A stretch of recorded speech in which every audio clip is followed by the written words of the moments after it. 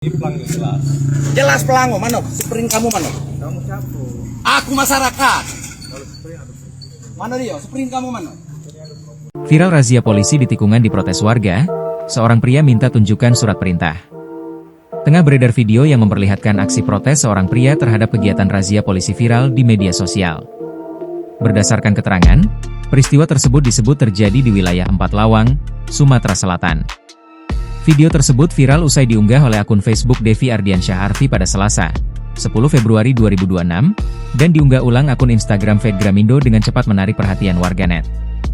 Dalam rekaman yang beredar, pria itu mempersoalkan razia yang dilakukan oleh jajaran Polres Empat Lawang.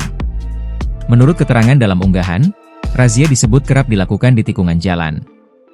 Pria tersebut menilai lokasi itu berpotensi membahayakan pengguna jalan dan mempertanyakan prosedur pelaksanaannya. Tikungan ini nih, Pak. Di jalan Lubos ada pelang selawe meter minimal. Bukan aku nedok ruang aturan. Kriminal di mana? di pelang jelas. Jelas pelango, Manok. Sprint kamu, Manok. Kamu siapa?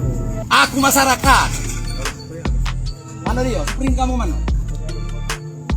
Sprint kamu, Manok.